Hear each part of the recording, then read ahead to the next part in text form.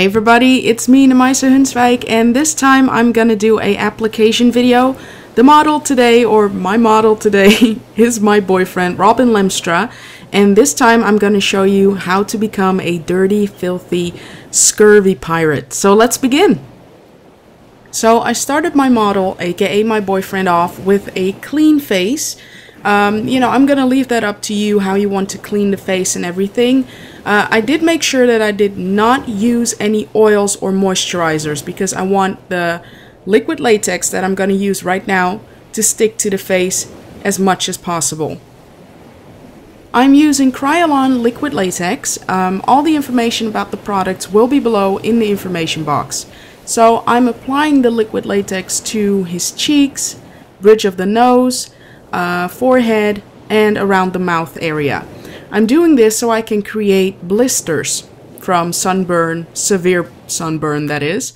But I'm not just applying one coat, I'm actually applying several coats and letting them dry in between. So I think I applied about 5 coats, thin coats that is. What I also wanted to say is that I keep the outer edges of the spots where I applied liquid latex as thin as possible, just so they are not as noticeable when I'm gonna make the blisters. So this is what his face looks like when I let the liquid latex dry, and now I'm gonna create the blisters. So I'm using a tweezer, and be very careful when you do this, and poke little holes in the liquid latex, which has now dried. And when you poke holes, don't rip off the entire liquid latex part, just make sure they resemble blisters. I hate to say this, but I recommend looking up pictures on Google of how blisters look. Of course, I'm not using the entire liquid latex part to create blisters. I'm only creating a few, just to again resemble that severe burn that I'm also going to color and create later, but you get what I mean. So I'm just poking little holes, and then with my finger I'm placing the edges of some of those blisters onto a clean liquid latex part, because that will hold it together. As you can see, it just sticks.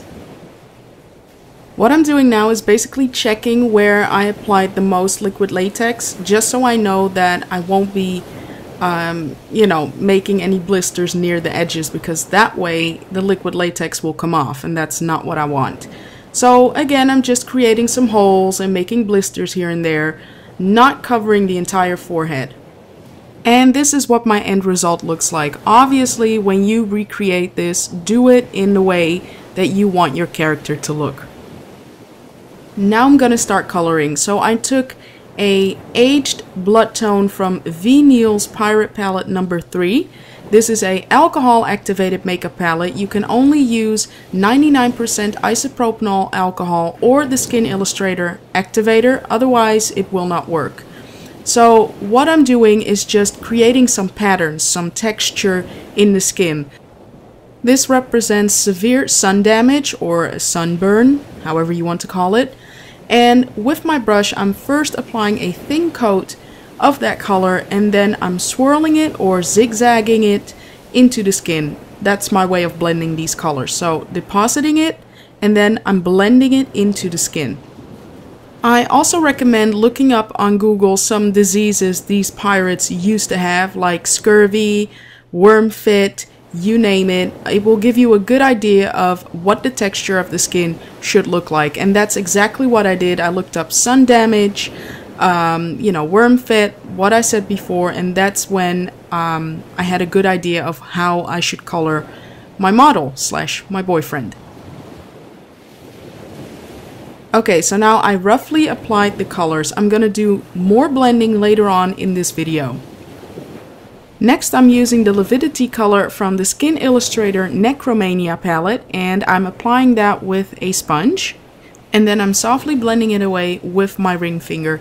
This is again to create that severe sun damage pattern. It's really easy. Just again, tap it on the skin and then blend it away with your ring finger.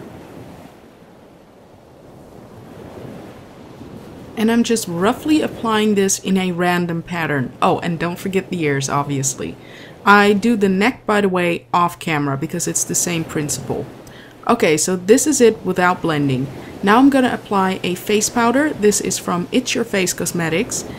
And the powder is definitely 4 shades darker than my boyfriend's actual skin tone. I did this on purpose because it also represents dirt and just a darker skin tone. You know, he's been standing in the sun all day, so he has to have a little tan. So I'm applying that all over the area, not too much, but this will give the illusion that the effect that I just created is under the skin instead of right above it like it looks like it's been applied, which it is, but you get the idea. Obviously you do this over the entire face, but I'm just showing you on his right side. Okay, next I'm taking a little bit of that aged blood tone again, and this time it's a very thin coat, and I'm just applying this in a random pattern again because I lost some of the intensity of that red tone I applied. So at the same time it gives me dimension, but I'm also actually blending away some of the more harsher spots that I created, so you gotta do both. It's going back and forth with your colors. Now I'm using the yellow corpse color from the Skin Illustrator Necro Mania palette, and I'm applying that with a small brush on the areas where I created those blisters, just to get a more crackling skin effect and also to simulate dry patches of skin. So now I'm using that same aged blood tone as I used in the beginning, only this time I'm applying it with a thin brush, and the washes of the color are a little bit thicker, so I used a little less Isopropanol Alcohol this time. And again, I'm applying this around the blister area just to get some more definition, some more irritation in the skin. You get the idea. And again, I'm blending everything out with my ring finger. And if you have difficulty with blending these types of colors because it's alcohol activated, just start out with thin washes and then build it up. So build up the intensity as you go. Okay, so moving on. Now I'm gonna do some splattering. I know that sounds really weird, but it's called a splatter effect. And I'm using the 110 FX brush from Delium Tools, designed by Thomas Surprenant, or Supernount. And all I'm doing is just splattering on some dirt, basically. And I'm using the Midnight Brown shade from the V Neil Pirate Palette number 3. So now I'm going to use the DiamondFX brown eyeshadow, and I'm applying that with a 217 blending brush from MAC. So what I'm doing is defining his crease some more, just to create some stress and at the same time dirt. So starting out with his crease, and now I'm applying it underneath his eye, just to define the bags under his eyes a lot more.